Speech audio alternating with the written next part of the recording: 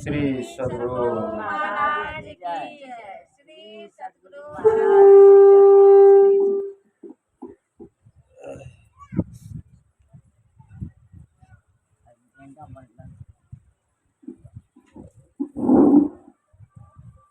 बोलिए प्रेम से श्री सद्गुरु महाराज की जय। श्री सद्गुरु महाराज की जय। श्री सद्गुरु महाराज की जय।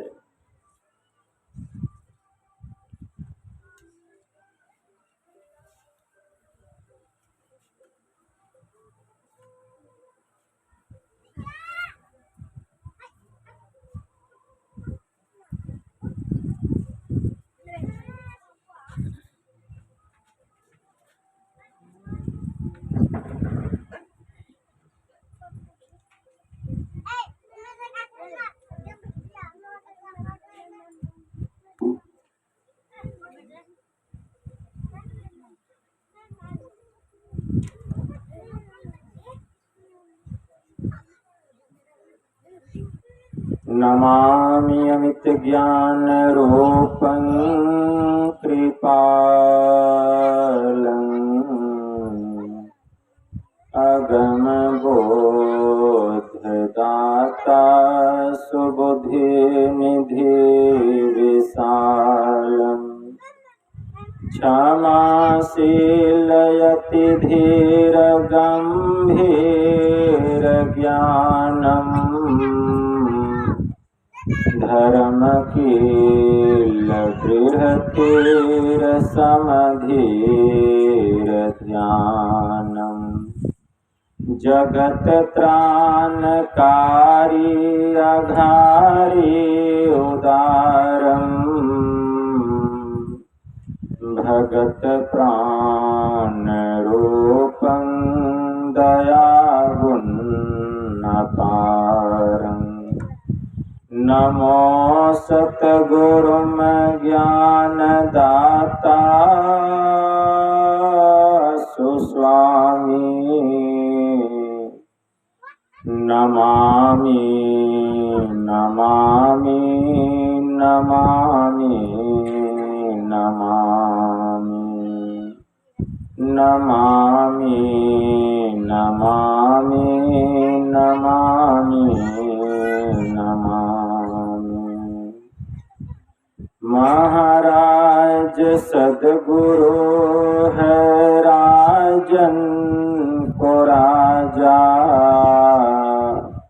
है जिनकी कृपा से सर्व काजा भने में ही सोई परम गुरु नमामि नमामि नमामि नमामि नमामि नमामि नमामि नमामि नमामि। श्री सद्गुरु महाराज की जय।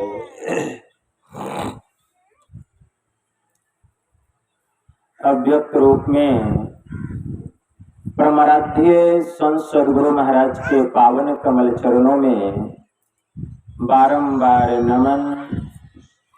आदरणीय सत्संग प्रेमी गुरुजनों, भक्तिमती माताओं एवं धर्मशिला बहनों, आप लोगों को सर्वविदित हो चुका है कि यह संतमत सत्संग का आयोजन हमारे आदरणीय मणि बाबू के दरवाजे पर घर परिवार के समस्त लोगों ने मिलजुल कर स्वेच्छानुसार सुख और शांति के लिए, इस आत्मा के परम कल्याण के लिए, इस जीव के कल्याण के लिए, इस समाज के कल्याण के लिए, घर परिवार के कल्याण के लिए समस्त घरवासियों ने यह संत मत सत्संग का आयोजन किए।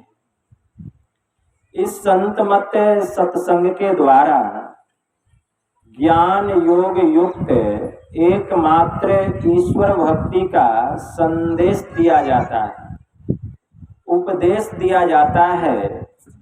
प्रत्येक प्राणी मात्र को बोध कराया जाता है कि ज्ञान क्या है, योग क्या है, भक्ति क्या है, जीव क्या है, माया क्या है, ब्रह्म क्या है।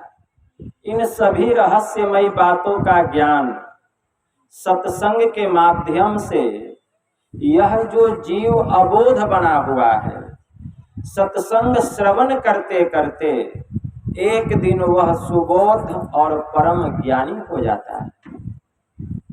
अभी संत स्तुति और गुरु वंदना से पाठ का शुभारंभ हुआ। हम लोगों ने अति ही मनोयोग पूर्वक भक्ति युक्त ढंग से पाठ का श्रवण किया।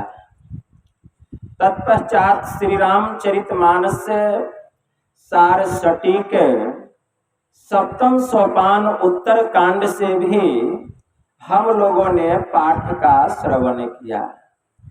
पाठ के क्रम में हम लोग मानव तन की प्रधानता के संबंध में भगवान श्री राम के मुखारविंद से अपने नगरवासियों को, प्रजावासियों को उपदेश देते हुए श्रवण कर रहे हैं। भगवान श्री राम मर्यादा पुरुषोत्तम कहलाए।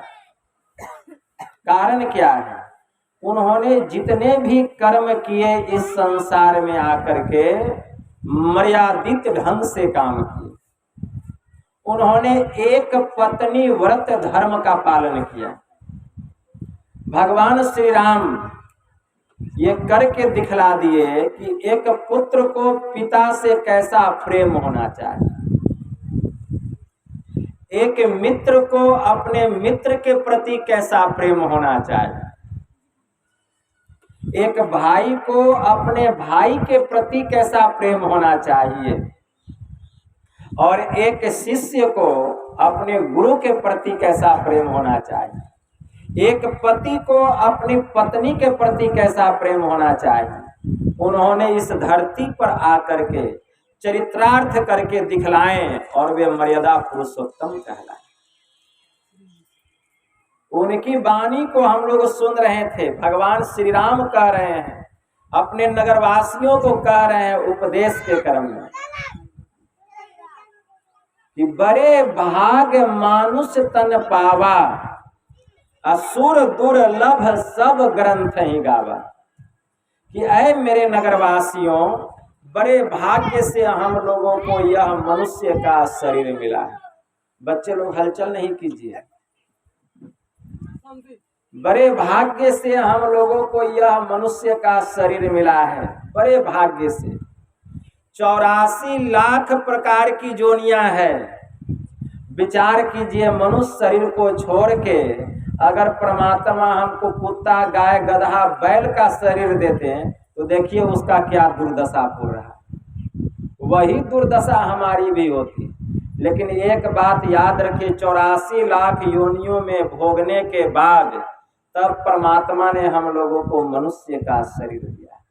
मतलब हम भी कभी गाय थे, कभी कुत्ता के शरीर में थे, कभी बिल्ली के शरीर में थे, 84 लाख योनियों में भटके हैं, तब परमात्मा दया करके यह मनुष्य का शरीर दिए। किस लिए दिए मनुष्य का शरीर? भगवान महायोगेश्वर श्री कृष्ण योग के ईश्वर कहलाते हैं। भगवान कृष्ण को हम लोग योग का ईश्वर कहते हैं। कितने बड़े योग के गुरु हैं वे कि एक बार एक जोगी उनके पास आए, भगवान कृष्ण के पास, और उस जोगी ने इतना योग करके अपने को सिद्ध कर लिया था कि उसके ऊपर किसी भी हथियार का प्रहार कर दिया जाए लेकिन उसको कुछ भी नहीं होता था। वह जोगी आकर के भगवान कृष्ण से कहा कि आप तलवार उठाइए और मेरे शरीर पर प्रहार कीजिए। तो भगवान कृष्ण कहें कि आप संत हैं, महात्मा हैं, मैं आपके शरीर पर क्यों प्रहार करूंगा। तो वह जोगी कहता है मैं आपको कह रहा हूं कि आप मेरे शरीर पर प्रहार कीजिए। तो भगवान कृष्ण तलवार उठाते हैं और उस जोगी के शरीर पर प्रहार करते हैं, लेकिन जैसे जोगी के शरीर पर तलवार पड़ता है उसका बाल बांका भी नहीं होता है। वह जोगी कहने लगा कि देख लिए प्रभु जोग में कितना बल है। तो भगवान कृष्ण कहते हैं अब यह तलवार आप पकड़िए और मेरे शरीर पे प्रहार कीजिए। तो वह जोगी शरीर पे जैसे प्रहार किया तलवार से, वह भगवान कृष्ण के शरीर को छूते हुए आर पार हो गया, लेकिन भगवान का कुछ भी नहीं हुआ, हवा में आर पार हो गया। हवा में आर पार हो गया मतलब भगवान कृष्ण के शरीर में लगा, इधर से लगा पार हो गया, लेकिन शरीर में बाल बांका भी नहीं। वह जोगी देख के अचंभित हो गया, अरे इनके शरीर को आर पार कर गया तलवार, लेकिन शरीर कटा नहीं, हवा में ही तलवार भाग गया। तो भगवान कृष्ण कहें कि देखो जोग में कितना बल है। वह जोगी उनके चरणों में गिर गया, भगवान कृष्ण के चरणों में, कहें कि प्रभु ऐसी विद्या आप हमको भी सिखलाइए। तो भगवान कृष्ण कहते हैं इसके लिए ध्यान करना पड़ता है। ब्रह्मे मुंह हरते उत्थाय वायुर अस्पृश्य माधव दध्यो प्रसन्न करन आत्मानम तमसः परम। महाभारत में यह मंत्र आया, भगवान कृष्ण ब्रह्म बेला में उठ जाते थे, कुल्ला आचमन करते थे, हाथ पैर धोते थे, अपने गुरु को प्रणाम करते थे। उनके गुरु का क्या नाम था? गर्गाचार्य ऋषि। भगवान कृष्ण के गुरु कौन थे? गर्गाचार्य ऋषि। और जिनको शिक्षा देने वाले गुरु थे संदीपनी मुनि, और आध्यात्मिक गुरु गर्गाचार्य ऋषि।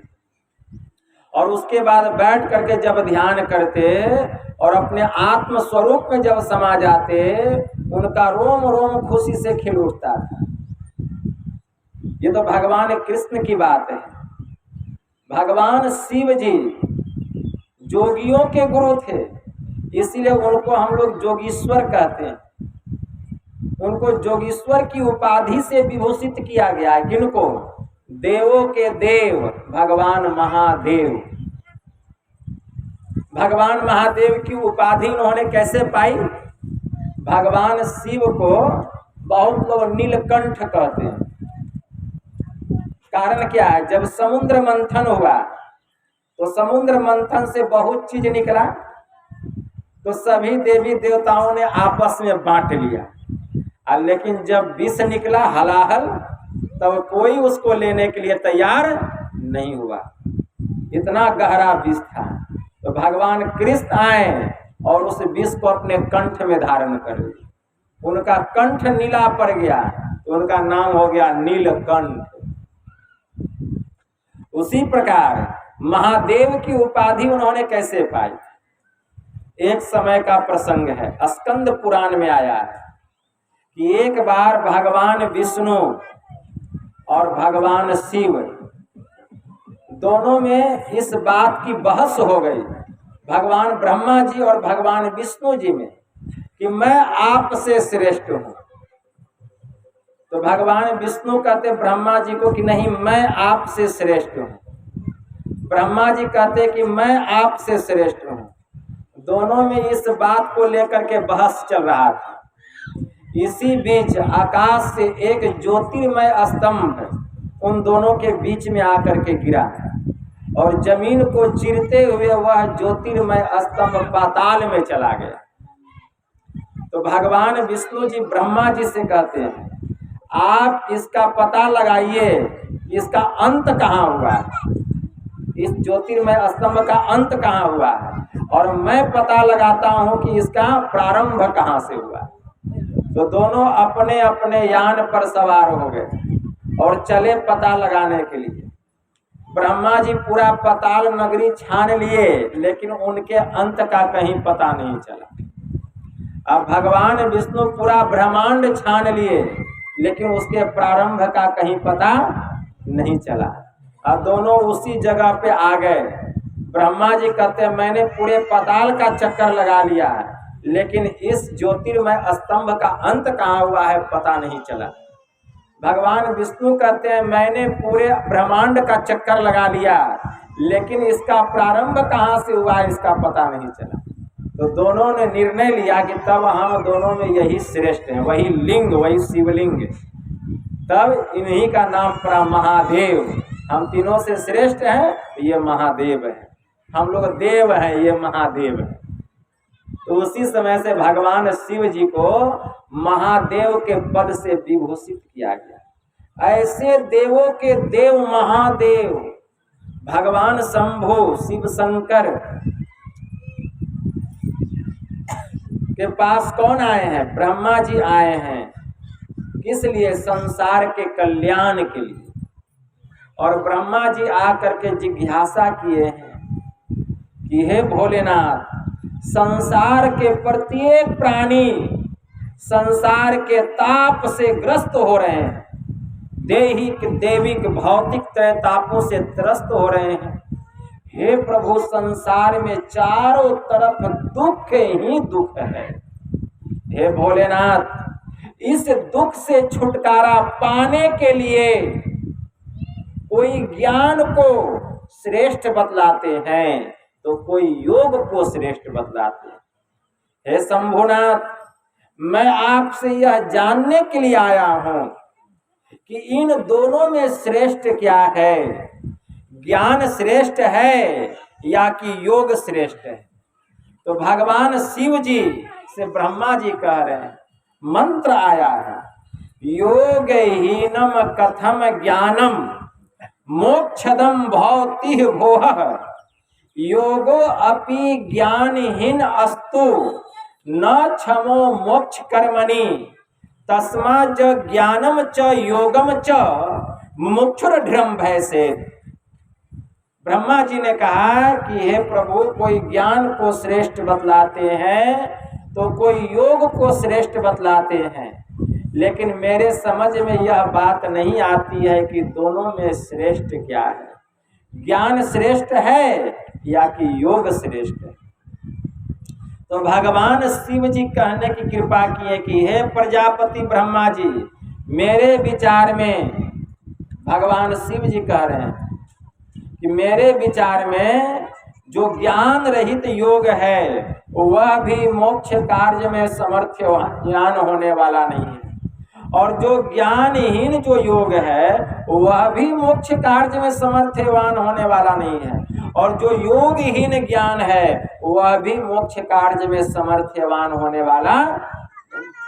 इसलिए मोक्ष साम्राज्य की चाहना रखने वाले मुमुक्षु प्राणी को चाहिए कि तस्मा च ज्ञानम च योगम च, तस्मा च ज्ञानम च योगम च मुक्षुर्ढ्रम भयसेत्, कि मोक्ष साम्राज्य की चाहना रखने वाले प्राणी को ज्ञान और योग दोनों का दृढ़ता के साथ अभ्यास करना चाहिए।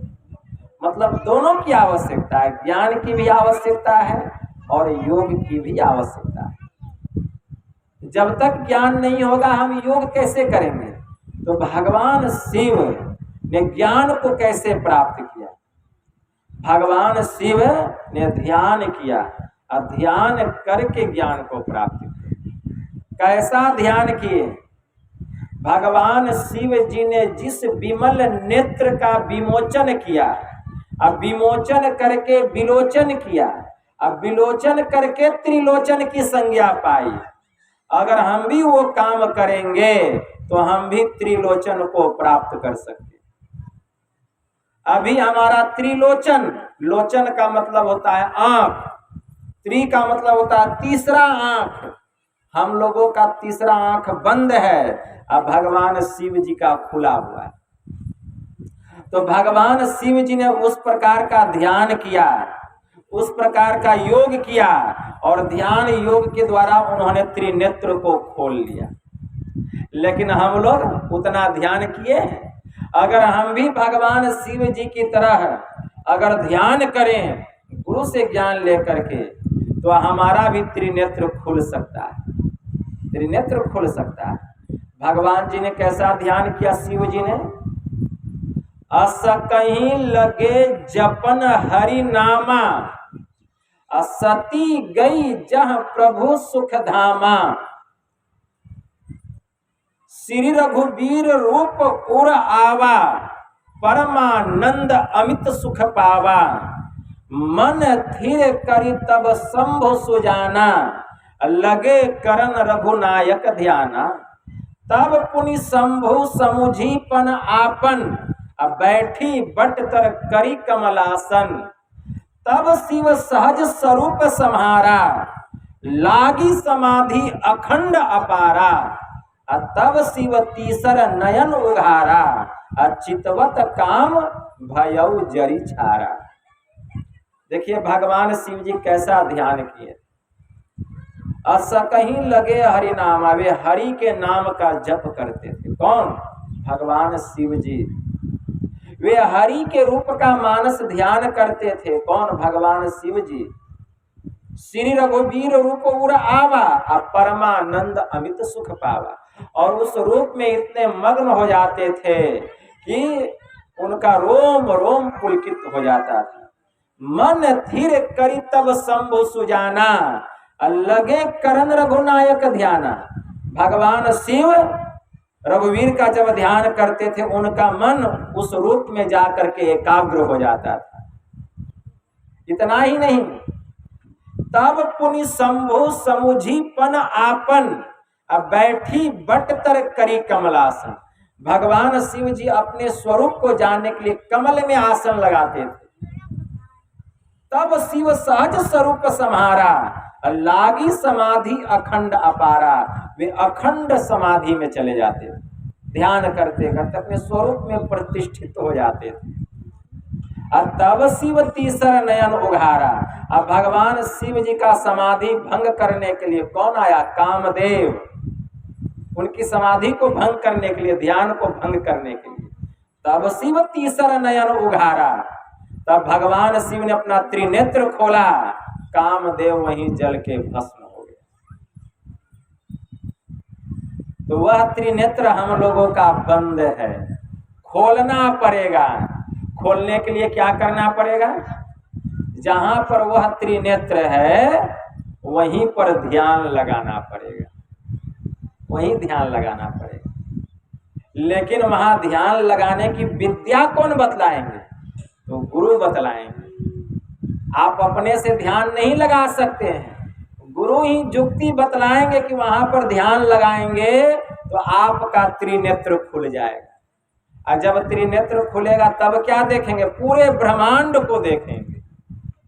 जहां ध्यान लगाएंगे, जिस पर ध्यान लगाएंगे, उसके मन के सब बात का पता चल जाएगा।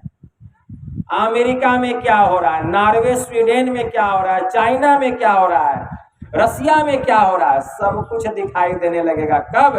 जब वह त्रिनेत्र खुल जाएगा तब। तीनों लोक में क्या हो रहा है आप वहां ध्यान लगाएंगे, त्रिनेत्र खुल जाएगा तो देख लेंगे। लेकिन त्रिनेत्र तो बंद है, खुलेगा कहां से? कहां से खुलेगा? संसार के काम में लगे हुए हैं, विषय भोग में डूबे हुए। ये पत्नी है, ये बच्चा है, घर है, परिवार है, रोजगार है, खेत खलिहान है। बाबा ध्यान करने का फुर्सत नहीं मिलता। अरे मरने को फुर्सत मिलता है? एक दिन मर जाइएगा, बाल बच्चा जाएगा साथ में, खेत खलिहान जाएगा, धन दौलत जाएगा। और कहीं ध्यान करते ये सबसे मन को हटा के त्रिनेत्र खुल जाता, आप अपने से चले जाते जहां जाना होता। जमदूत का मजाल नहीं है कि आपके पास आ जाता लेने के लिए, है उसमें दम। लेकिन जब तक शरीर रहा आप ही काम किए नहीं है। इसीलिए अब पछताए हो तो क्या, आछे दिन पाछे गए, हरि से किया न हेत, अब पछताए हो तो क्या जब चिड़िया चुग गई खेत। अब पछताने से क्या होगा? अब कुछ होने वाला नहीं है। इसीलिए पानी का सा बुदबुदा, यह तन ऐसा होए, अब पीव मिलन को ठानिए, रहिए न परी सोए। रहिए न परी सोए बहुरी न मनुखा देही, अरे आपुन ही में खोज मिले तब राम सनेही। हरि को भूले जो फिरे सहजो जीवन छार, असुखिया तब ही होवेगा जब सुमिरेगा करता। इसलिए अभी जितना समय बचा हुआ है, इतना समय तो गुजर गया चोरी में, डकैती में, खेल में, कूद में, विषय में, भोग में। अरे जितना समय बचा हुआ है इसको शुभ कर्म में लगाइए। जो बीतना था बीत गया, अब जितना समय बचा हुआ ध्यान भजन में लगाइए। अगर अपना कल्याण चाहते हैं तब यही कल्याण की बात कौन बता रहे हैं? भगवान शिव जी बता रहे हैं। किसको बता रहे हैं? ब्रह्मा जी को माध्यम बना करके संसार के लोगों को उपदेश कर रहे हैं। भगवान शिव जी क्या कह रहे हैं? भगवान शिव कह रहे हैं, पिंड पातेन या मुक्ति साह मुक्तिर्न तु मन्यते, देहे ब्रह्मत्मयाते जलानम सेंधवम यथा, अनन्यताम यदा याति तदा मुक्तः सह उच्यते। कि मरने के बाद जो मुक्ति होती है वह मुक्ति नहीं है। अरे मुक्ति तो वह है जबकि जीव ब्रह्म दशा को प्राप्त कर लेता है जीते जी। जैसे नमक जल में घुलकर एक में एक हो जाता है, उसी प्रकार जीवन काल में जीते जी जो जीवात्मा साधन भजन करके परमात्मा में मिलकर के एक में एक हो जाता है, उस दशा में जीव की मुक्ति होती है। तब वही शरीर छूटने के बाद भी जीव मुक्त होता है। मरने के बाद किसी को मुक्ति नहीं होती। इसीलिए यह काम करना पड़ेगा। यही काम करने के लिए हम लोगों को यह शरीर मिला है। कौन कह रहे हैं? देवों के देव महादेव भगवान शिव जी कह रहे हैं। और उन्होंने कहा पूजा किसकी करनी चाहिए? भगवान शिव जी कहते हैं ध्यान मूलम गुरुर मूर्ति। भगवान शिव कहते हैं कि गुरु मूर्ति का ध्यान करना चाहिए। किनका महावाक्य? भगवान शिव जी का। ध्यान मूलम गुरुर मूर्ति अपूजा मूलम गुरुर पदम। अब पूजा किसकी करनी चाहिए? गुरु के पांव की पूजा करनी चाहिए। अब ध्यान किसका करना चाहिए? गुरु के रूप का ध्यान करना चाहिए। कौन कह रहे हैं? भगवान शिव जी कह रहे हैं ध्यान मूलम गुरुर मूर्ति अपूजा मूलम गुरुर पदम अमंत्र मूलम गुरुर वाक्यम। और गुरु महाराज जो दीक्षा में भजन भेद बतलाए हैं उसी मंत्र के नाम का जप करना चाहिए, उसी नाम का जप करना चाहिए। तो ध्यान मूलम गुरुर मूर्ति अपूजा मूलम गुरुर पदम अमंत्र मूलम गुरुर वाक्यम। मंत्र में मूल क्या है? गुरु का वाक्य, जो गुरु भजन भेद बतलाए वही मंत्र है, वही गुरु मंत्र है। अब भगवान शिव जी ने कहा हे ब्रह्मा जी, गुरु मंत्र से बढ़ करके दुनिया में कोई मंत्र नहीं। बोलिए प्रेम से, कोई मंत्र ही नहीं है गुरु मंत्र से बढ़कर। तो भगवान शिव जी जब महिमा गा रहे हैं गुरु का, तो हम और आप गा लिए तो कौन तीर मार दी? तो ध्यान मूलम गुरुर मूर्ति पूजा मूलम गुरुर पदम मंत्र मूलम गुरुर वाक्य मोक्ष मूलम गुरुर कृपा। और जब गुरु के मंत्र का जप करेंगे, ध्यान करेंगे, तो गुरु की कृपा से एक दिन इस जीव को मुक्ति मिल जाएगी। भगवान शिव जी ने कहा। किसको कह रहे हैं? ब्रह्मा जी को कह रहे हैं। कर्णधारम गुरुम प्राप्य तदवाक्यम पल्लव ढिरम अभ्यास वासना सत्या तरंती भव सागरम। भगवान शिव जी ने कहा योग सिखोपनिषद में ब्रह्मा जी से कि संत सदगुरु रूपी कर्णधार मल्लाह को पाकर, उनके महावाक्य रूपी नौका को पाकर अभ्यास करने की शक्ति से ध्यान करते करते एक दिन यह जीव संसार रूपी सागर को पार कर जाता है। तो भगवान शिव की बात नहीं मानेंगे? भगवान शिव कह रहे हैं ऐसा करने। और अगर हम भगवान शिव जी के भक्त कहलाते हैं, अब भगवान शिव की आज्ञा का पालन नहीं करेंगे तो हम कैसे भक्त हैं? अरे भक्त कौन होता है? जो भगवान की आज्ञा का पालन करता है बच्चे। जो भगवान की आज्ञा का पालन नहीं करे वह भक्त नहीं कहला सकता। तो भक्त तो वही है जो भगवान की आज्ञा का पालन करता है, नहीं तो वो भक्त नहीं है। बच्चे पर ध्यान बहुत जा रहा है, इसको यहाँ सटाइए बच्चे लोग को। ये सब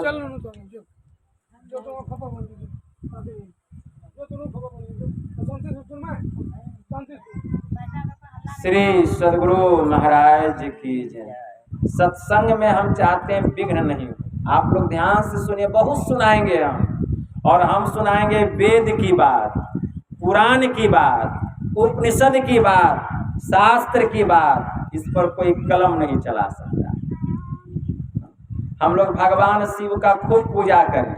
हम माँ बाप को घर में पानी नहीं दें, बूढ़ा माँ बाप को जाते हैं भोला बाबा को जल चढ़ाने के लिए बैजनाथ धाम, सुल्तानगंज से जल लेते हैं। और घर में माँ बाप का एक लोटा पानी के लिए निकल रहा दम, अब बोल बम बोल बम, अब माँ बाप का निकल रहा घर में दम। जीवत पिता को मिला न भोटिया, अब मरल पिता के तोषक तकिया दान कर रहे हैं।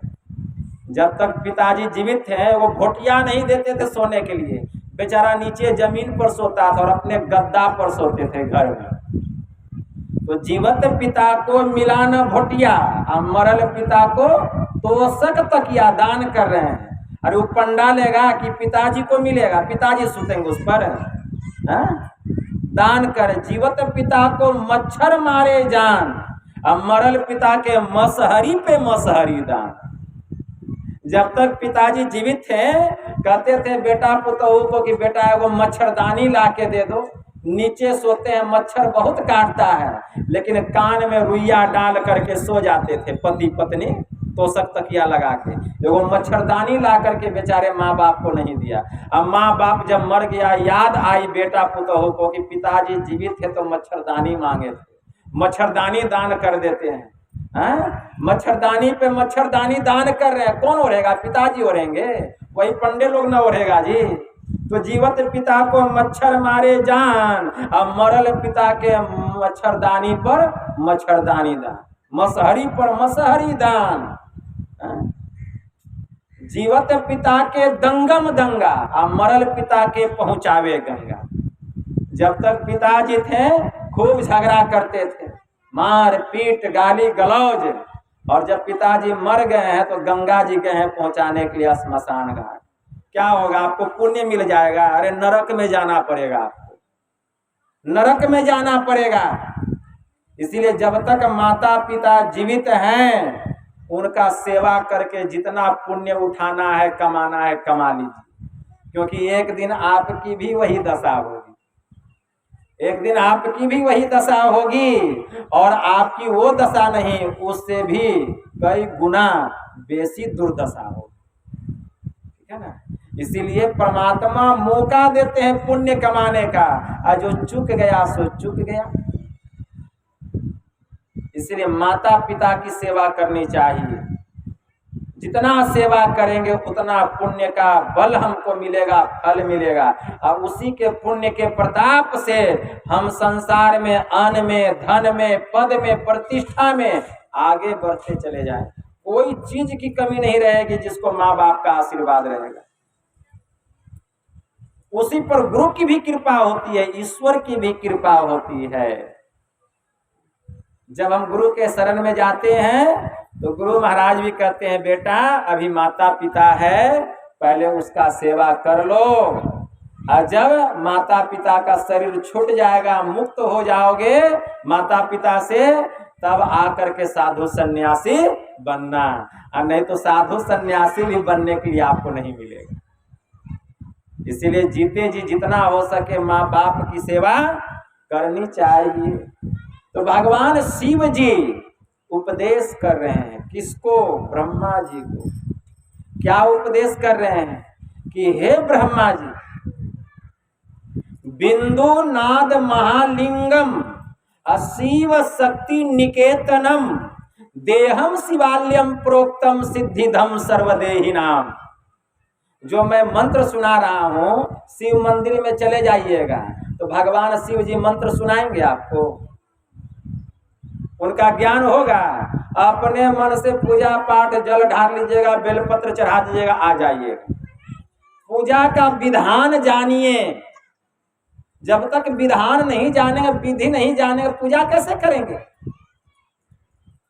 इसीलिए गुरु के शरण में जाना पड़ता है, विधि को जानने के लिए, युक्ति को जानने के लिए, कि हम भगवान शिव की पूजा कैसे करेंगे, भगवान शिव किस तरह कह रहे हैं मेरी भक्ति करने के लिए। भगवान शिव जी तो नहीं बता देंगे, भगवान शिव जी बताएंगे मेरी भक्ति कैसे करनी है। कौन बतलाएंगे? गुरु बतलाएंगे। जैसे अभी मैं आप लोगों को बता रहा हूं, यह ज्ञान कहाँ होगा? सत्संग में होगा। तो इससे बड़ा मंदिर और कौन हो सकता है? तो भगवान शिव जी कह रहे हैं ब्रह्मा जी से, क्या करें? बिंदु नाद महालिंगम शिव शक्ति निकेतनम देहम शिवाल्यम प्रोक्तम सिद्धिधम सर्वदेही नाम। हे ब्रह्मा जी, बिंदु और नाद महालिंग है। बिंदु किसको कहा गया? जल्दी समझ में बात नहीं आएगी, क्योंकि ये सूक्ष्म विद्या है। जो ध्यान भजन करते हैं गुरु से ज्ञान लेके, उनको थोड़ा थोड़ा समझ में आए, और जो भजन भेद ही नहीं लेगा उसको बिंदु नाद के बारे में हम क्या समझाएंगे। लेकिन फिर भी थोड़ा सा प्रकाश डालना जरूरी है, क्योंकि मंत्र में आया है कि बिंदु नाद महालिंगम। बिंदु और नाद महालिंग है, शिव शक्ति निकेतनम। और यह जो शरीर है शिव और शक्ति का घर है। शिव शक्ति का घर कौन है? यह मनुष्य का शरीर। भगवान शिव जी कह रहे हैं देहम शिवाल्यम, इस देह को ही शिवालय कहा गया है। भगवान शिव जी कह रहे हैं ब्रह्मा जी को कि हे ब्रह्मा जी, एक शिवालय देखिए बाहर में संसार के लोगों ने मिल करके बनाया है। एक शिवालय बाहर में संसार के लोगों ने मिल करके बनाया है। क्या से बनाया है? सीमेंट, छर्री, छड़, बालू, ईंटा, पत्थर से मिल करके मेरा मंदिर बनाया है, शिवालय बनाया है। तो यह शिवालय किसने बनाया है? तो मनुष्य ने बनाया है। ध्यान से समझिएगा। लेकिन हे ब्रह्मा जी, एक शिवालय मैंने बनाया है, वह शिवालय मेरा बनाया हुआ है। भगवान शिव जी कह रहे हैं कि एक शिवालय मैंने बनाया है। अब मेरा बनाया हुआ शिवालय कौन है? तो भगवान शिव जी का बनाया हुआ शिवालय कौन है? यह आपका शरीर है। इस शरीर को किसने बनाया है? तो भगवान शिव ने कहा मैंने बनाया है। और मेरे बनाए हुए शिवालय में मनुष्य मांस खाता है। जिस शिवालय को मैंने बनाया है, देखिए ध्यान से समझिएगा, और तब कहिएगा बाबा कितना सटीक बात कह रहे हैं कि हे ब्रह्मा जी, जिस शिवालय को मैंने बनाया है 3.5 हाथ का यह मनुष्य का शरीर, तो मेरे बनाए हुए शिवालय में मनुष्य मांस खाता है, दारू पीता है, खैनी खाता है, सिगरेट जला जला के पीता है, फूक फूक के बीड़ी पीता है, और कितना कहा जाए ड्रग्स, चरस, कोकीन, हीरोइन, नाना प्रकार के नशीली वस्तुओं का सेवन करता है। कौन? मेरे बनाए हुए शिवालय में। मेरे बनाए हुए शिवालय को वह अपवित्र करके रखता है, मेरे बनाए हुए शिवालय को गंदा करके रखता है। हे ब्रह्मा जी, क्या बतलाऊं? अपने बनाए हुए शिवालय को पवित्र रखता है, उसको गंगा जल से धोता है। शिवालय में जो अपने से बनाया है उसमें बेल चढ़ाता है, फूल फल चढ़ाता है, मिठाई चढ़ाता है, भोग लगाता है, और स्नान करके जाता है अपने बनाए हुए शिवालय में पूजा करने के लिए। नहा धो करके जाता है पूजा पाठ करने के लिए। उसमें मांस नहीं खाता है। मंदिर में मांस खाता है? नहीं। तो अपने बनाए हुए शिवालय में वह मांस नहीं खाता है। वो अपने बनाए हुए शिवालय में शराब नहीं पीता है, सिगरेट नहीं पीता है। कोई मंदिर में सिगरेट पिएगा, पीने दीजिएगा? तो अपने बनाए हुए शिवालय में कोई कुकर्म नहीं करता है, कोई पाप नहीं करता है, तो अपने बनाए हुए शिवालय को वो पवित्र रखता है। और मेरे बनाए हुए शिवालय को, यह जो मनुष्य का शरीर है, इसको अपवित्र करके रखता है और अपने आप को बड़ा पंडित कहलाता है, धर्मात्मा कहलाता है। यह कैसी विडंबना है बताइए। अपने बनाए हुए मंदिर को हम पवित्र रखते हैं, अब भगवान का बनाया हुआ जो मंदिर है इसको अपवित्र करते हैं और अपने आप को धर्मात्मा कहते हैं। वह तो मूर्ख से भी महामूर्ख है। इसीलिए परमात्मा का बनाया हुआ यह शिवालय है, मनुष्य का शरीर है। अरे इसको पवित्र रखिए, इसको पवित्र रखिए। मांस मछली नहीं खाइए, दारू तारी अंडा गंडा खैनी बीड़ी सिगरेट ये सब नहीं पीजिए। इससे क्या होता है? यह शरीर अपवित्र होता है, इससे शरीर नापाक होता है। आप कैसे भगवान का भजन कीजिएगा?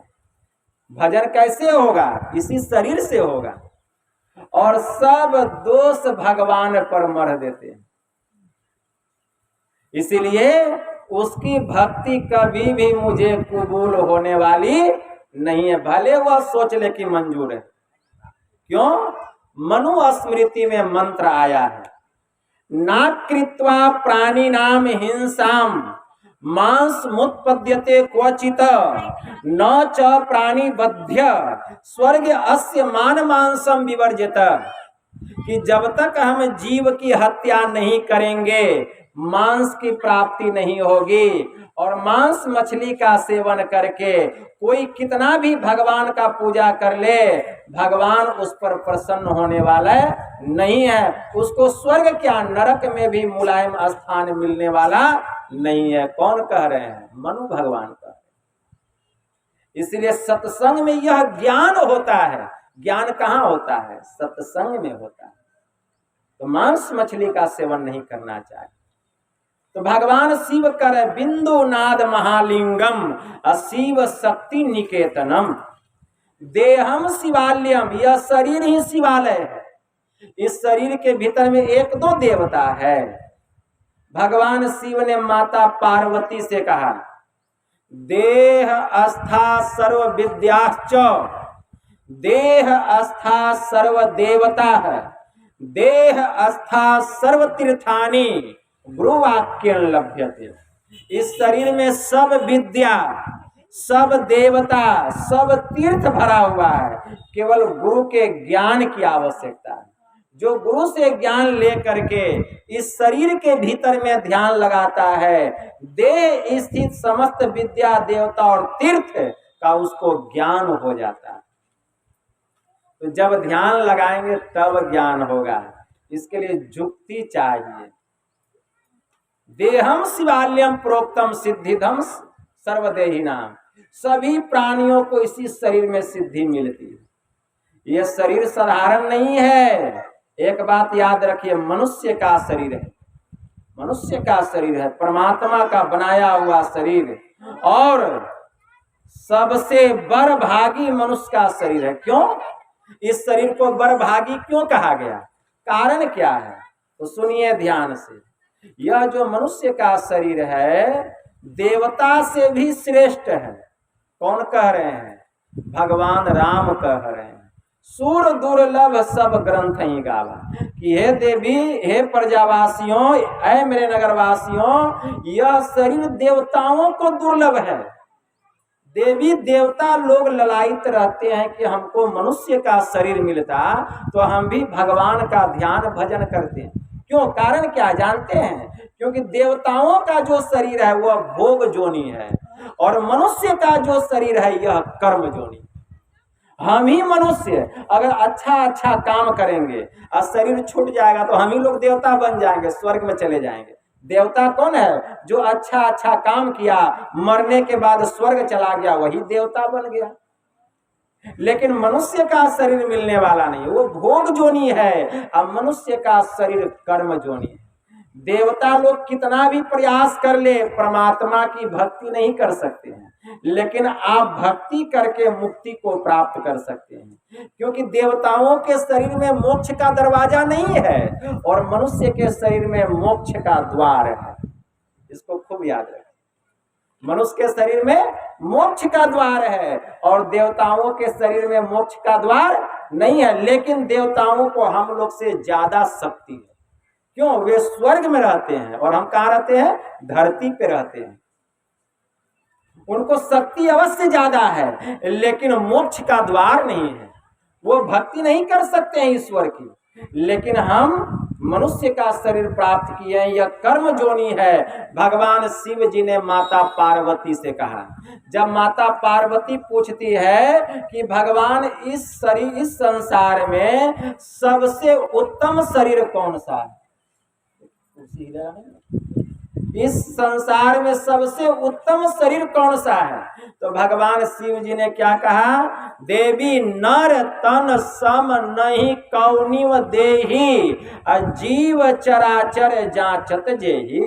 इस संसार में मनुष्य शरीर से उत्तम, इस संसार में मनुष्य शरीर से श्रेष्ठ कोई दूसरा शरीर नहीं है, जिसको चर और अचर सभी चाहते हैं।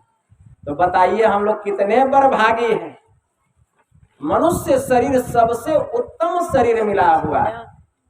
भगवान शिव जी कह रहे हैं तो यह शरीर किस लिए मिला है? तो भगवान श्री राम ने कहा, साधन धाम मोक्ष कर द्वारा अपाई न जेहि पर लोक समारा। यह मनुष्य का शरीर साधना का घर है और इसमें एक द्वार है। कौन कह रहे हैं? भगवान श्री राम। उस द्वार का नाम है मोक्ष का द्वार, हरि का द्वार। उसी द्वार का नाम है बिंदु द्वार, उसी द्वार का नाम है आज्ञा चक्र 10वां द्वार। उस बिंदु पर पहले अपने को प्रतिष्ठित करना पड़ेगा अगर हम मोक्ष के द्वार में प्रवेश करना चाहते हैं। तो साधन धाम मोक्ष कर द्वारा अपाई न जेहि परलोक समारा। जो मनुष्य का शरीर पाकर जो अपने परलोक को नहीं सुधारता है, जो उस मोक्ष के द्वार में प्रवेश नहीं करता है, परिणाम क्या होता है? परत्र दुख पावई सिर धुनि धुनि पछताई अकाल ही कर्म ही ईश्वर ही मिथ्या दोष लगाए। वह इस लोक में और परलोक में दुख पाता है, वह सिर धुन धुन करके पछताता है। व्यर्थ ही कभी काल को, कभी कर्म को और कभी ईश्वर को वह झूठा दोष लगाता है। इसीलिए भगवान पर दोष नहीं लगाना चाहिए। कर्म तो हमने खराब किया है, तो फिर भगवान को दोष क्यों दे रहे हैं? इसलिए भगवान श्री राम कह रहे हैं कि नर तन सम नहीं कौनिव देहि अजीव चराचर जांचत जेहि। एहि तन कर फल विषय न भाई स्वर्गौ स्वल्प अंत दुखदाई। भगवान श्री राम कह रहे हैं, अगर यह मनुष्य शरीर को पाकर हम बहुत सुंदर सुंदर कर्मों को करते हैं और स्वर्ग भी प्राप्त कर लिए हैं, तो वह स्वर्ग का सुख कब तक? क्षण भंगुर सुख है। जितने दिनों तक हमने शुभ कर्म किए हैं उस पुण्य के प्रताप से स्वर्ग में रहेंगे। जैसे ही पुण्य की राशि समाप्त होगी स्वर्ग से नरक में आना पड़ेगा। इसीलिए संतों ने कहा, नरतन दुर्लभ देव को सब कोई कहे पुकार, और सब कोई कहे पुकार देव दे ही नहीं पावे। ऐसे मूर्ख जन स्वर्ग की आस लगावे, पुण्य छिन सोई देव स्वर्ग से नरक में आवे। अब भर में चारों खान पुण्य ताहि रिझावे, तुलसी सतमत तत गहे अरे स्वर्ग पर करे खखार। अरे नर्तन दुर्लभ देव को सब कोई कहे पुकार। यह मनुष्य का शरीर देवताओं को दुर्लभ है और आप लोगों को मिला है, इसलिए मनुष्य का शरीर पाके गुरु के शरण में जाना चाहिए। और गुरु ब्रह्म विद्या बतलाएंगे। उस ब्रह्म विद्या को जान के जब हम ध्यान करेंगे तब अपना ज्ञान होगा, ब्रह्म के स्वरूप की पहचान होगी और दुखों से छूट जाएंगे। आप लोग स्वामी रामकृष्ण परमहंस का नाम सुने होंगे। वे काली माँ के भक्त थे, बहुत बड़े भक्त थे। ध्यान से सुनिए, माँ काली की इतनी पूजा करते थे स्वामी रामकृष्ण परमहंस कि माँ उनको साक्षात दर्शन देती थी। अभी कोई ऐसे भक्त हैं काली माँ के जो साक्षात माँ उनको दर्शन देती है? माता उनको अपने गोद में बैठाती थी। किनको? स्वामी रामकृष्ण परमहंस को। कितनी सेवा करते थे, माँ काली की पूजा करते थे, परम भक्त थे माँ काली के स्वामी रामकृष्ण परमहंस। देखिए होता क्या है, एक दिन एक संत उस रास्ते से गुजर रहे थे। उनका नाम था संत तोतापुरी जी महाराज। अब तोतापुरी जी रास्ते से गुजर रहे थे, रामकृष्ण अपने माँ काली का जो चबूतरा था उसी चबूतरे पर बैठे हुए थे। तो संत तोतापुरी जी महाराज की दर्शन पड़ गई उस बालक पर, स्वामी रामकृष्ण पर। देखते हैं उनका ललाट, कहते अरे ये तो भाग्य का बड़ा धनी है और इसी जन्म में इसके भाग्य में मुक्ति लिखा हुआ है, मोक्ष लिखा हुआ है। लेकिन जब तक गुरु धारण नहीं करेगा इसको मुक्ति मिलने वाली नहीं है। तो संत तोतापुरी जी उस बालक को अपने पास बुलाते हैं और कहते हैं कि देखो बेटा, तुम गुरु दीक्षा ले लो, ब्रह्म दीक्षा ले लो, और ब्रह्म दीक्षा लेके ध्यान करोगे तो इसी जन्म में तुमको मुक्ति मिल जाएगी। तो स्वामी रामकृष्ण क्या कहते हैं कि नहीं साधु बाबा, मैं ब्रह्म दीक्षा नहीं लूंगा, जब तक मेरी माँ हमको आज्ञा नहीं देगी मैं ब्रह्म दीक्षा नहीं लूंगा। तो स्वामी रामकृष्ण को कहते हैं संत तोतापुरी जी कि ठीक है, जाओ अपनी माँ से आज्ञा लेकर के आओ। तो चले जाते हैं स्वामी रामकृष्ण, मंदिर के भीतर घुस जाते हैं और खूब चिल्लाते हैं माँ माँ माँ। काली माँ प्रकट हो गई, तुरंत प्रकट हो जाती थी काली माँ। काली माँ जब प्रकट होती है तो कहते हैं रामकृष्ण परमहंस की माँ, एक साधु बाबा आए हैं और कहते हैं मुझे कि ब्रह्म दीक्षा ले लो। तो माँ तुम बतलाओ मैं क्या करूं? तो काली माँ कहती बेटा, तुमने जो मेरी इतने वर्षों से इतनी सेवा की, वही पुण्य का प्रताप है बेटा कि आज संत तेरे दरवाजे पे चल के आए। नहीं तो लोगों को संत के दरवाजे पे जाना पड़ता है, लेकिन बेटा संत तेरे दरवाजे पे आए हैं और वे साधारण महापुरुष नहीं हैं, वे सिद्ध महापुरुष हैं। बेटा यह जो तू मेरा रूप देख रहा है यह मायावी रूप है, इससे तेरा कल्याण होने वाला नहीं है। इसलिए बेटा विलंब नहीं कर, जितना जल्द हो सके संत के चरण में जाके गिर जा और उनसे ब्रह्म दीक्षा लेकर के ध्यान कर, तब बेटा तुमको इसी जन्म में मुक्ति मिल जाएगी। मेरा दर्शन करने से तुमको मुक्ति मिलने वाली नहीं। तुरंत दौड़ते हुए आते हैं स्वामी रामकृष्ण परमहंस, संत तोतापुरी जी महाराज के चरणों में गिर गए। देखिए काली माँ कहाँ भेज दी? संत के पास। तो अगर काली माँ दुर्गा माँ किसी का पूजा करते हैं और कहीं प्रकट हो जाए तब क्या कहेगी? सीधे संत के पास चले जा। भगवान श्री राम ने माता सबरी को क्या कहा? प्रथम भगति संतन कर संगा। आते हैं तोतापुरी जी महाराज, उनको आशीर्वाद देते हैं, भजन भेद बतलाते हैं और भजन भेद जान करके स्वामी रामकृष्ण परमहंस ध्यान करने लगते हैं। ध्यान करने लगते हैं, जब ध्यान करने लगते हैं तो माता सामने आ जाती थी, उसी का रूप सामने आ जाता था। तो कहते हैं कि गुरुदेव जब जब मैं ध्यान करता हूँ माँ सामने आ जाती है। कहते बेटा मेरे पास बैठ के ध्यान करो। बस बैठे, गुरु का बल मिला। स्वामी रामकृष्ण परमहंस जब आंख बंद कर लिए तो तोतापुरी जी उठते हैं और जमीन से एक कांच का टुकड़ा उठाते हैं, आज्ञा चक्र 10वें द्वार में उनको गाथ देते। कहते बेटा इसके सामने देखो। जैसे देखते हैं दृष्टि की दोनों धार मिलती है और अंधकार से प्रकाश हो जाता है, भीतर का त्रिनेत्र खुल जाता है। अब उनको तीनों लोक दिखाई देने लगती है गुरु की कृपा से। ये है गुरु की जुक्ति से जब भक्ति करेंगे तब त्रिनेत्र खुलेगा। ऐसे कितना भी भक्ति कर ले खुलने वाला, इसलिए गुरु के शरण में जाना पड़ेगा। तो गुरु बिनु माला फेरता, गुरु बिनु करता दान, और गुरु बिनु सब निष्फल गया बूझो वेद पुराण। इसलिए आप किसी भी देवी देवता की पूजा कीजिए, पूजा करने के लिए मनाही नहीं है, आप खूब पूजा पाठ कीजिए, इससे पुण्य जमा होता है। लेकिन जब तक गुरु के शरण में नहीं जाएंगे, गुरु से जुक्ति जान के भक्ति नहीं करेंगे, इस जीव को मुक्ति मिलने वाला नहीं है। इसको खूब याद करके रखें। इसलिए मुक्ति चाहते हैं, शाश्वत सुख चाहते हैं, मोक्ष चाहते हैं, तो गुरु से भजन भेद लेके ध्यान करना पड़ेगा। यही बात भगवान शिव जी कह रहे हैं, माता पार्वती को कह रहे हैं, यही बात भगवान शिव जी ब्रह्मा जी को कह रहे हैं, वहां ध्यान लगाना पड़ेगा। यही बात भगवान कृष्ण भी कह रहे हैं, मुहूर्तमपि यो गच्छे ना सागरे मनसा सह सर्वम तरति पापानम तस्य जन्म शतार्जितम।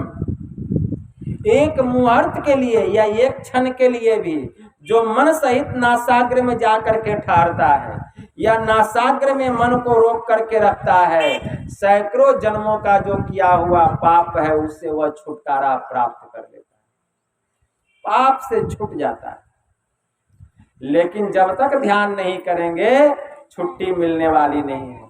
भगवान शिव जी ने माता पार्वती से कहा, शिव संहिता में मंत्र आया है, नौ आसनम सिद्ध सदृशम न कुंभक सदृशम बलम न खेचरी समा मुद्रा न नाद सदृशो लयः इह क्रोति सदा ध्यानम आज्ञा पद्मस्य गोपितम पूर्व जन्म कृतम कर्म विनश एद विरोधतः इह स्थित सदा योगी ध्यानम कुर्यानि निरंतरम तदा क्रोति प्रतिमाम प्रति जापम अनर्थवत यानी यानी ही प्रोक्तानि पंच पद में फलानी वे तानि सर्वाणि सूत्रा मेदज ज्ञानात् भवन्ति ही शिरः कपाले रुद्राक्षरम बीवरम चिंतयेद यदा तदा ज्योतिः प्रकाशः स्यात् विद्युत पुंज संप्रभ एतत् चिंतन मात्रेण पापानम संशयो भवेत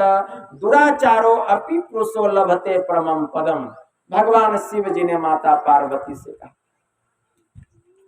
कि कपाल में सिर है और सिर में कपाल है, कपाल के भीतर में रुद्राक्ष है, उसमें महीन छिद्र है। जो कोई वहां ध्यान लगाता है तो बिजलियों के पुंज के समान प्रचंड प्रकाश होता है, जिसका चिंतन मात्र से पाप जल के राख हो जाता है। और कितना भी पापी से पापी पुरुष, कितना भी दुराचारी से दुराचारी पुरुष या स्त्री क्यों न हो, वह अपने पापों से मुक्त होता है, होती है, और एक दिन ध्यान करते करते परमात्मा के परम पद को प्राप्त कर लेती है। तो जब तक ध्यान नहीं करेंगे काम नहीं बनेगा, ध्यान करना पड़ेगा। भगवान बुद्ध ने अपने भिक्षुओं से कहा, अय भिक्षुओं ध्यान कर, ध्यान कर, कहीं बेपरवाही के बदले तुझे नरक में आग का धधकता हुआ गोला मुंह में न निगलना पड़े और जलते समय चिल्लाकर यह न कहना पड़े कि हाय यह दुख है। अरे ज्ञान बिना ध्यान नहीं है और ध्यान बिना ज्ञान नहीं है। जिसमें ज्ञान और ध्यान दोनों है वही निर्वाण के समीप है। नथी झानम अपयस पैया नथी अझायतो यमी झान अच पैया च सबे निब्बान संति के। प्रज्ञा विहीन को ध्यान नहीं होता, ध्यान नहीं करने वाले को ज्ञान नहीं होता। जिसमें ज्ञान और ध्यान दोनों है वही निर्वाण के समीप है। भगवान बुद्ध ने कहा, भगवान महावीर ने भी कहा, ब्रह्मचर्य से हीन व्यक्ति कैसा है जानते हो? जैसे कि टूटा हुआ धनुष, जैसे टूटे हुए धनुष पर बाण नहीं चढ़ाई जा सकती, उसी प्रकार ब्रह्मचर्य से हीन जिसका जीवन है उस पर सुरत रूपी बाण टिक नहीं सकता। निशाना कहां से लगेगा? आत्मशोधक पुरुषों के लिए शरीर का श्रृंगार, स्त्री पुरुषों का संसर्ग, पौष्टिक स्वादिष्ट भोजन, ये सब ताल पुट विष के समान महान भयंकर है। जो व्यक्ति निष्कपट होता है उसी की आत्मा शुद्ध होती है, और जिसकी आत्मा शुद्ध होती है उसी के पास धर्म ठहर सकता है। जैसे घी से सिंची हुई अग्नि पूर्ण प्रकाश को प्राप्त करती है, ठीक उसी प्रकार सरल और शुद्ध साधक ही ब्रह्म निर्वाण पद को, परम निर्वाण पद को प्राप्त करता है। इसलिए ब्रह्मचर्य का पालन भी करना चाहिए। ब्रह्मचर्य में बहुत बल है, साधारण बल नहीं है। अंधकार से प्रकाश मंडल में सूरज की गति ऐसे नहीं होगी। आप दिन रात संसार में अपने मन को तन को लगा के रखिएगा, सब जो है ताकत खत्म हो गया, अब चले दीक्षा लेके ध्यान करेंगे। शरीर में बले नहीं, ध्यान कहाँ से होगा? दिन रात विषय भोग में जवानी खत्म कर दिए, और जब बुढ़ापा आया तब भगवान के शरण में बैठिए नहीं सकेगा ध्यान करने, कमर टेढ़ा हो जाएगा। कहाँ से ध्यान होगा, कहाँ से भजन होगा? अरे ध्यान भजन जवानी में होता है, कमाई भी जवानी में होता है। बुढ़ापा में काम कर सकेंगे? जब तक जवान है तब तक काम कर रहे हैं। इसीलिए गुरु महाराज का आदेश था कि 40 वर्ष तक इतना ध्यान कर लो जवानी में, और इतना धन कमा लो। दोनों ध्यान भी करो, धन भी कमाओ। ऐसा थोड़ा कि दिन भर ध्यान करना है। और इतना पूंजी जमा कर लो कि बुढ़ापा जो है अच्छा से गुजर जाए। लेकिन ये काम तो करेंगे नहीं, इसलिए ब्रह्मचर्य का पालन करना चाहिए। ब्रह्मचर्य में बहुत बल है, बहुत ताकत है। एक तपस्वी था, एक तपस्वी को एक सुंदरी की सुंदरता देख करके उससे बड़ा मोह हो गया। एक सुंदरी की सुंदरता को देख करके एक तपस्वी को उससे मोह हो गया, प्रेम हो गया। उस सुंदरी को पता चल गया कि इस तपस्वी को मुझसे प्रेम हो गया, ठीक है ना। तो धीरे धीरे अचानक वह जो सुंदरी थी वह बीमार पड़ गई। उसने विरेचक का चूर्ण ले लिया, अब विरेचक का चूर्ण ले लिया तो उसको दस्त होने लग गया। और जब दस्त होने लग गया तो कुछ दिनों के बाद वह तपस्वी फिर वहां आया, तो देखता है कि वह सुंदरी का चेहरा बहुत मुरझा गया है। तो वह उस सुंदरी से कहता है, ऐ सुंदरी, तू इतनी सुंदर थी और तुम्हारा चेहरा इतना क्यों मुरझा गया है? तो वह सुंदरी कहती है कि मेरी जितनी सुंदरता है इस झोपड़ी के भीतर में रखी हुई है, आप जा करके देख लीजिए। तो वह जब झोपड़ी के भीतर में गया तो उसमें केवल दस्त भरा हुआ था, कै भरा हुआ था, पेशाब पखाना भरा हुआ था। तो जब तक वह शरीर में था तो शरीर सुंदर लग रहा था, शरीर से निकल गया, शरीर की सुंदरता खत्म हो गई। कहने का भाव ये है कि मोह किसी से नहीं करना चाहिए। संत पलटू साहब की वाणी में आया, संत पलटू साहब जी महाराज कहते हैं कि जीवत कहिए झूठ, सांच है मरण को, अबहू मूर्ख चेत गहो गुरु नाम को। अरे मांस के ऊपर चाम, और चाम के ऊपर रंग है, और जइहे जीव अकेला नाही कोई संग है। चमड़ी गोरा है, काला है, लेकिन कोई साथ जाने वाला नहीं है। इसीलिए ध्यान कीजिए, गुरु से जुक्ति जान करके सत्संग कीजिए और इतनी साधना कीजिए कि आपके भीतर का त्रिनेत्र खुल जाए, शिव नेत्र खुल जाए। तब देखिए भीतर में कितना आनंद है। जो भीतर में आनंद मिलेगा वह आनंद इस दुनिया में नहीं है। ऐसे बहुत बड़े बड़े जोगी हैं जिन्होंने ऐसी साधना की और साधना करके अपने भीतर के त्रिनेत्र को खोल लिया। इसी के लिए संतों का ज्ञान है, इसी के लिए संतों का उपदेश है, इसी के लिए यह सत्संग है। इसीलिए घर में रहिए, परिवार में रहिए, लेकिन परमात्मा की भक्ति करते हुए घर परिवार संसार का काम कीजिए, तो आपका यह लोक भी बनेगा, परलोक भी बनेगा। जब तक संसार में रहेंगे सुख से रहेंगे, संसार छोड़ के जहाँ जीव जाएगा वहाँ भी सुख से रहेगा। यही आत्म कल्याण की बात है। तो कहने के लिए तो बहुत बात है, लेकिन जितना सुनाए हम आप लोगों को बहुत सुना दें। अगर इसमें का 25 पैसा भी आप अपने जीवन में उतार लीजिएगा तो ब्रह्म कल्याण हो जाएगा। मैंने जो बात सुनाई इधर उधर की एक भी बात नहीं, केवल ज्ञान की बात आप लोगों को सुनाई। जितने लोग इस ज्ञान को सुने होंगे उनकी आत्मा पवित्र हो गई होगी, उनका मन पवित्र हो गया होगा, उनके मन के विषय विकार दूर हो गए होंगे। इसीलिए सत्संग सुनने से मन पवित्र होता है, और जब मन पवित्र होता है तब ध्यान में मन लगता है। यही थोड़ा सा आप लोगों की सेवा में कहा। यह संत मत सत्संग का आयोजन हमारे मणि बाबू अपने गृह प्रांगण में रखें। मैं गुरु महाराज से प्रार्थना करता हूँ कि गुरु महाराज उनको सद्ज्ञान दें, ताकि वह भी गुरु महाराज के ज्ञान से जुड़ जाएं और हमेशा इस स्थान पर सत्संग होता रहे। और आप लोग जो इतना कीमती समय निकाल कर आए हैं, आप लोगों के लिए गुरु महाराज से प्रार्थना है कि आपके जीवन के जो कष्ट हैं, जो दुख हैं, गुरुदेव उसका हरण करें और आपकी ध्यान साधना में उन्नति हो। आपकी मन की जो कामनाएं हैं गुरु महाराज उसको पूरा करें। बोलिए प्रेम से श्री सद्गुरु महाराज जी की।